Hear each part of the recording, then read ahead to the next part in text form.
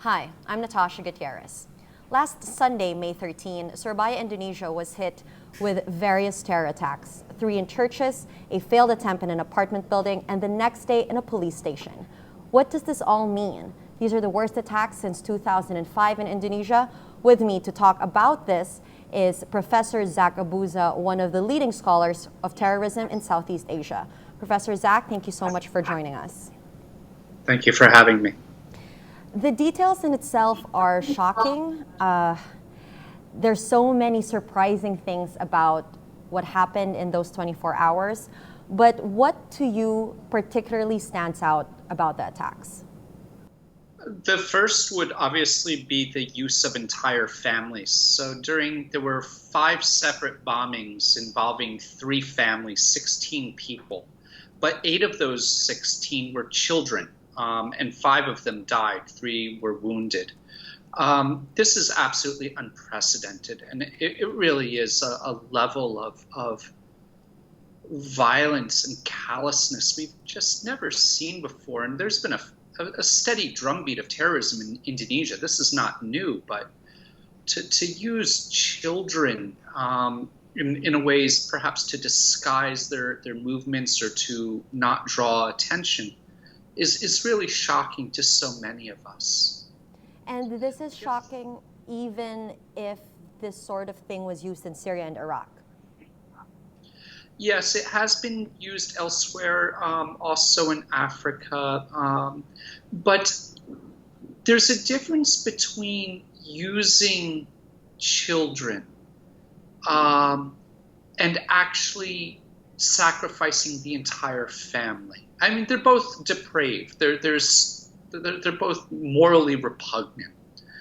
But we've never seen entire families go off. A family of 6 simultaneously blowing themselves up. A family of 5, 3 of whom died.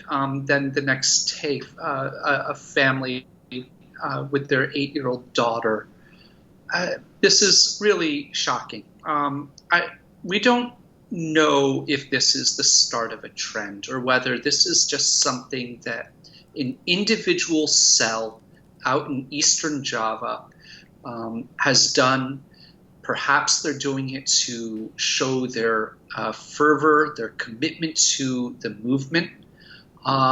Or perhaps it's to galvanize others within the movement that they feel are not doing enough for the cause, saying, look, we're willing to make these incredible sacrifices, even our own children. But this is a real shocking trend. Does it shock you that it happened in Indonesia in particular, in Southeast Asia? No, Indonesia's obviously received the brunt of most of the terrorist attacks perpetrated first by Al-Qaeda-affiliated groups and then which kind of morphed into the pro-Islamic State groupings. There has never been a suicide bomb attack in the Philippines, for example, even though there's a fair bit of insurgency and terrorism, mostly concentrated down in Mindanao. The real shock for Malaysia has been that since 2014, there have been about 9 different plots. And during JI's reign of terror in the 2000s, there was never any attempted terrorist act in that country. So Malaysians are very concerned. In Iraq and Syria, we know that there were 9 Malaysian suicide bombers. So the genie is kind of out of the bottle for them, and Malaysian authorities are very concerned about this. But the ongoing attacks in Indonesia do not surprise me. Okay. Is there particular significance of something this new and something so horrifying happening right before Ramadan? No, and in fact, there have been studies by scholars of the Islamic State and previously of Al-Qaeda that have shown that radical Salafi jihadists actually will increase the number of attacks during the Ramadan period. And while most Muslims would say that this is un-Islamic and really horrific during the holy month to do so, the rationale or the theological justification for increasing attacks there is you actually get more points on the way to heaven if you perpetrate them. So this is actually not uncommon, and war zones such as Iraq and Syria and elsewhere have seen increases in Ramadan attacks. Okay. Aside from the family aspect that's just so difficult to ignore, and the children obviously, how do these attacks compare to other past attacks in Jakarta, across the region? Do you think, for instance, that the series of attacks in 24 hours, how planned were they? How do they compare? That's a very good point. If I could take a second to kind of go back, JI during the 2000s was able to launch one major attack a year from 2002 really through 2009. By 2010, with the capture of a very large training camp in Aceh and the neutralization of around 120 members, including some of the top leaders, JI was no longer able to perpetrate terrorist attacks or engage in militancy. And they largely went underground. By 2014, with the spread of the Islamic State, there was renewed vigor within the Salafi jihadist community in Southeast Asia.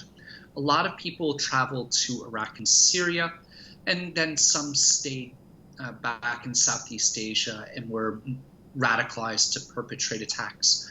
What we saw in Indonesia starting in January 2016 were attacks by local cells inspired by the Islamic State, that the Islamic State obviously took credit for. But they tended to be very amateurish, low body counts, not very successful. There was an attack, a suicide bomber who attacked the police station in Solo in central Java. But a police guard stopped him as he was driving in. He detonated and killed only 3 people rather than walking into a crowded police station. There were attacks on Christian clergy that, the attacker did more damage to himself. So the attacks that we've seen in Indonesia since 2016 have been pretty low quality. Now that said, this 24 hours in Surabaya really demonstrates some much greater technical sophistication, much greater planning, larger bombs, more sophisticated bombs. One of the reasons why we think right now that the bomb in the apartment, the second bombing, went off prematurely was it was made of TATP, which is an acetone-based explosive, but very volatile. Hard to make, but very volatile. Last week in Bogor, Indonesian counterterrorism police arrested a 3-man cell again with TATP. So the technical sophistication really is starting to improve in Indonesia. That's definitely something that's so significant, because I remember the Jakarta attacks and half of the dead were the bombers. And do you expect that after this series of attacks that it would only sort of get better technically from here? Yes, if we could go back to that Jakarta attack, I understand that 4 or 5 of the 8 people killed were the attackers themselves. That was supposed to be a barricade-style attack in which they held large numbers of people hostage. They burst into a crowded Starbucks in a busy neighborhood. So that was really meant to be a different style attack. And I think we got really lucky. They had low-grade small arms. The IEDs didn't all go off. The police responded, considering Jakarta traffic being what it is, very quickly. So luckily, the death toll there was low.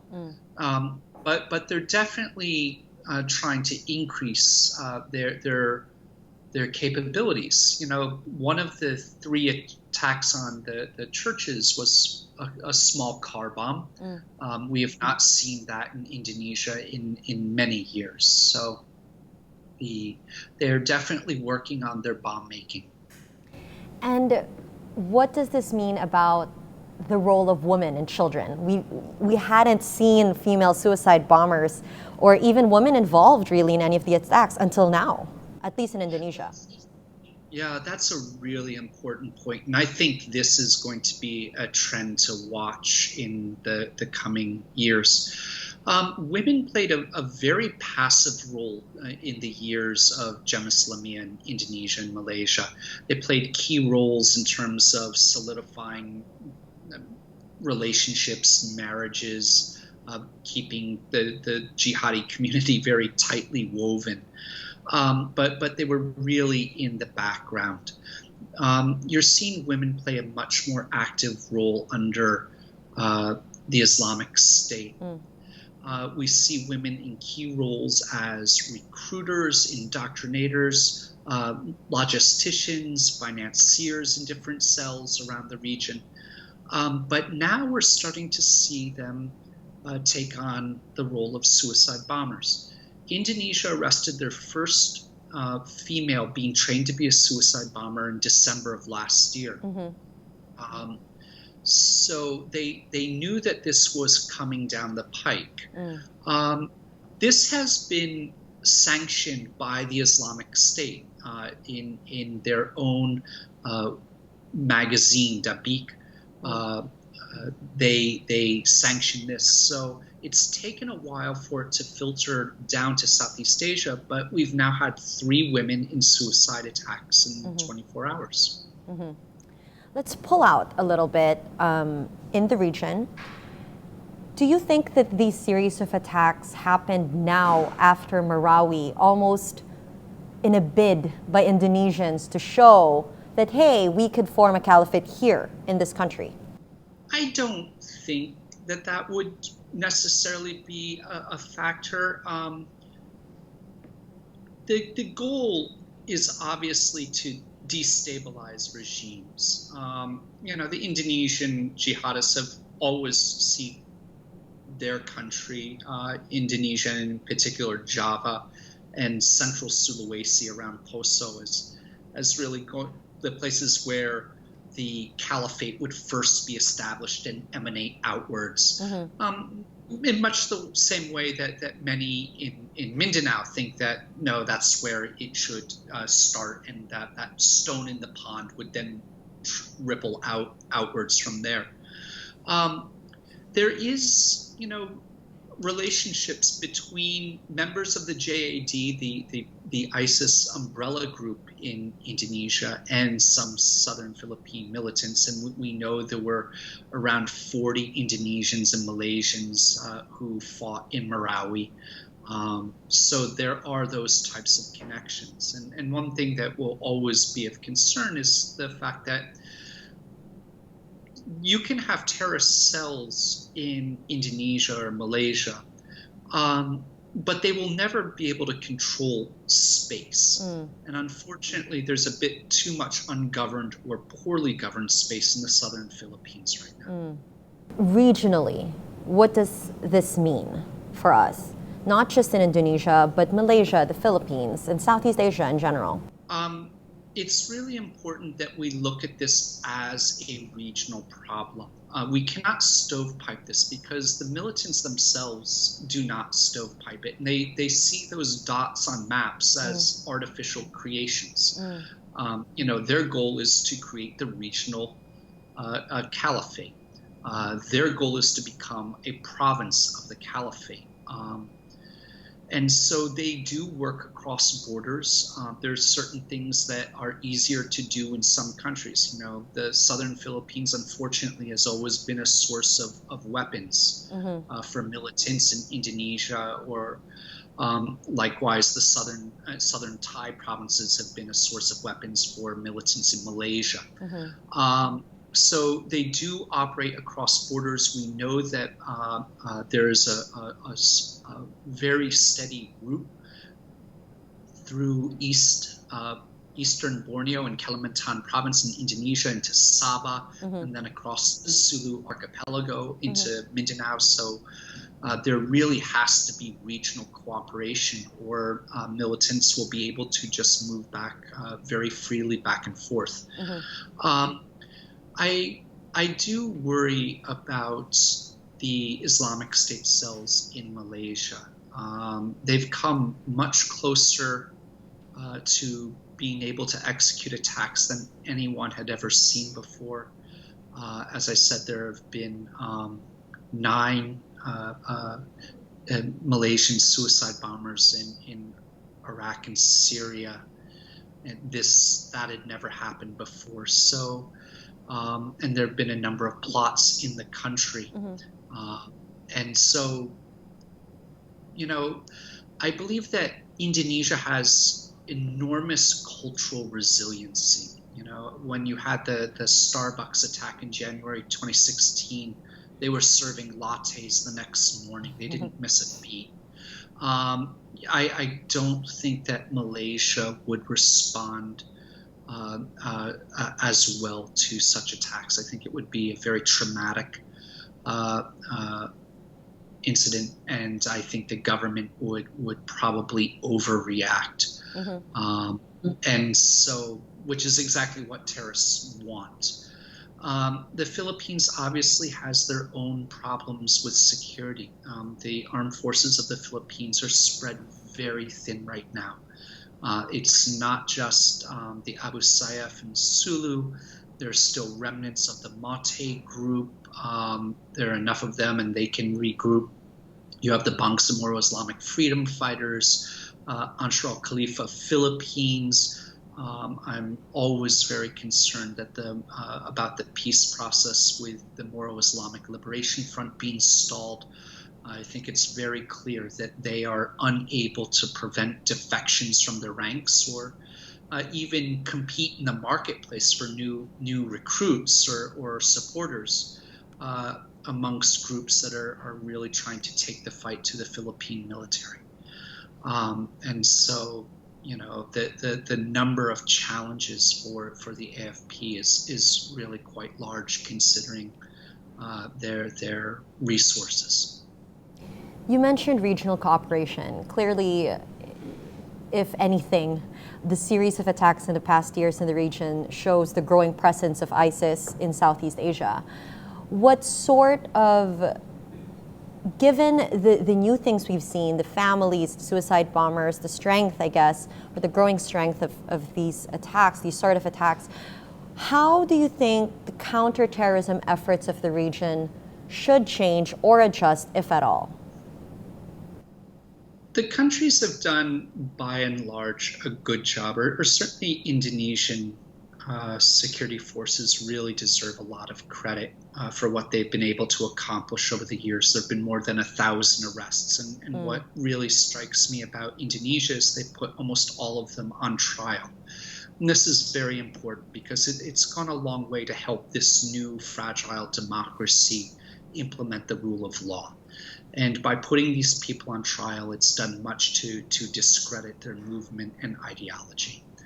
Malaysia obviously has relied a bit too much on colonial era laws that have allowed them to detain people without trial. That always concerns me. And the Philippines obviously has had a more military-led campaign rather than a police or intelligence-led, which creates its own problems. There is much more cooperation between the governments than there was back in 2002 when you had the Bali bombing. There was very little cooperation, deep suspicion amongst the security services of one another. Most countries in Southeast Asia have territorial disputes with other members of ASEAN. They would often see other countries as harboring political fugitives or dissidents, which kind of heightened suspicions within the ranks. And so much cooperation at the time was really required high-level political interference to make it happen. By the time that the Islamic State emerged in 2014, the governments, by and large, were very proactive about the threat, much more willing to share intelligence, much more willing to cooperate. The sharing of even things like flight manifests made travel for Islamic State members much harder. The downside is that it was so hard to get to Iraq and Syria that they were encouraged to go to Mindanao instead, which is not good for the Philippines. But it does show that regional security cooperation was working. I guess the most important thing we've seen in terms of regional cooperation has been the trilateral maritime patrols in the Sulu Sea. That began roughly a year ago. It took a while. The leaders of Malaysia, Indonesia, and the Philippines got together in 2016. They signed a trilateral agreement, but it took about half a year to implement this. Right. This has been actually very successful, and I'm the first to admit that I was kind of very cynical about this and how well it would work. I had very low expectations just because certainly the Philippines has very weak maritime policing and naval capabilities. Indonesia's are better, but they have a huge expanse to cover like the Philippines does. Right. Malaysia certainly had concentrated a lot of maritime resources in Sabah. But there were many other problems about those maritime patrols that I didn't think would have a real quick impact. But the reality is they did. The maritime shipjackings, kidnappings have really declined precipitously.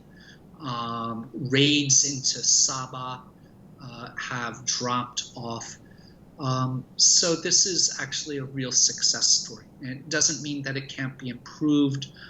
There's no fusion center where officers from all three countries are sitting in the same room, which is what happened in Singapore with the Strait of Malacca Patrol. But we have a very good start to build on. Okay. Looking at this, you did mention sort of the successes of Indonesian police. Are there any learnings we can take from this in terms of prevention after seeing what happened last weekend? The most important prevention has to come from the Muslim community itself. That's where the dialogue really has to begin. And that's ultimately why I have great confidence in Indonesia, is because Islam there, even if the radical Salafis are growing, and they are, the resiliency and the fact that Islam in Indonesia is so syncretic and built on rich Javanese culture by and large,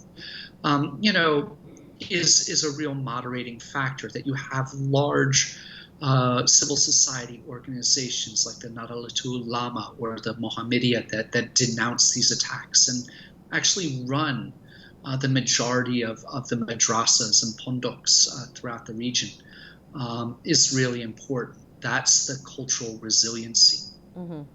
Obviously, there are things to do in terms of CVE with detainees. And this is Malaysia and Singapore very quickly adopted theological dialogue models to deal with prisoners. But, those are countries that are fairly wealthy, and since they rely on internal security acts, people had to go through these dialogue processes to ever hope to see the light of day again and be released from prison. Indonesia took a very different track. They allowed senior members of JI and now, I guess, ISIS to actually work in the prisons to de-radicalize their followers. The problem is that this has been very poorly resourced, and actually after a period of time, many of the people that we might think are high-ranking and influential someone like Nasir bin Abbas, who actually ran JI's training camps in Mindanao for many years. Someone like him to a new detainee from ISIL is in their lifetime, he's been nothing more than a turncoat for the government. So these people do have limited shelf lives. Prisons, certainly in Indonesia, remain a major problem for radicalization. Yes. And we've been calling for the separation of terrorist suspects or detainees or convicts Right. from the general prison population for years. Ironically, last week there was a prison uprising outside of Jakarta in which IS detainees actually killed 5 policemen. The problem there wasn't that they weren't concentrating or keeping these prisoners out of the general population. They were just doing it in a facility that was not secure enough. So that was a tragic incident that should not have happened. The Indonesian government's really got to work on their prison system. The Philippines has their own prison problem. The prisons are woefully overcrowded. Down in Mindanao, there are prison breaks on an appallingly regular basis. That obviously was what the Maute group did several times before the Marawi siege to help build up their rank and file. So prisons are a very important place that governments need to spend more time dealing with countering violent extremism and dealing with these radical detainees. And perhaps, would you say there'd be a need to now start looking at the radicalization programs that doesn't just focus on the men? Yes. As women have that extra role, not just working in society, but as caregivers, nurturing their children, ensuring their socialization, working with them. And so, yes, we really do have to think about the role that women are playing. It's no longer a passive role within the movement. They're no longer, simply there as wives and mothers. They are playing key roles in recruitment and indoctrination, especially as so much of that recruitment and indoctrination is shifted online into social media or Telegram or WhatsApp channels. That really has empowered women. So we do have to think about this. One of the things that's very striking about ISIS propaganda is that it's really all channel. And they do have their own platforms and channels for women, and governments are going to have to match that. Thank you for your time. This has been absolutely informative. I guess just to wrap up, what are your concerns and worries for the future following these attacks? At the end of the day, I have confidence that the Indonesian security forces are going to, be able to continue to do their job and crack down on the militants there. We cannot expect perfect security. There will be attacks. It's whether they can keep it at a level that minimizes casualties and doesn't have a major impact on the economy and society. It's very important not to overreact. I think I'm often more concerned about the overreaction of governments than not. If I can bring it back to the Philippines, though, I think that the rebuilding or the reconstruction of Marawi going so slowly is very problematic. I think that really is going to alienate a large sector of the population that already has mistrust and misgivings towards the government. If that continues to be drawn out and mishandled, that is a very large and willing pool of people who could be radicalized. I'm very concerned about the implementation of the peace process with the Moro Islamic Liberation Front. Obviously, the peace process has been revived in the past few months with the BBL starting to make its way through the Philippine Congress. But we're a long way from where we were in January 2015 when the Mama Sapano incident happened. They were so close to implementing an agreement, and the reality is the MILF has been unable to manage expectations amongst the rank and file. And those people have gone off and joined the Maltese. They've taken their guns, they've taken their experience, and they have joined groups that just want to increase their visibility through high-profile attacks. And I guess the last point I would leave you on is we're focusing a lot in Southeast Asia on the Islamic State. We really don't know what happens out of with the loss of Islamic State territory in Iraq and Syria, but that will have some sort of impact with them. I'm actually more concerned about the return of Al-Qaeda in the region. Certainly in Indonesia, those members of Al-Qaeda or JI that did not join or pledge allegiance to the Islamic State have been given significant space to continue to run their schools, run their mosques, indoctrinate, train a new generation. They've been left alone. The reason they're not engaging in militancy is because it's a bad time to do so. They got pummeled. And they're sitting there watching their rivals, the Islamic State, take the hit from the security services. But one day they will be back. And they have not renounced violence.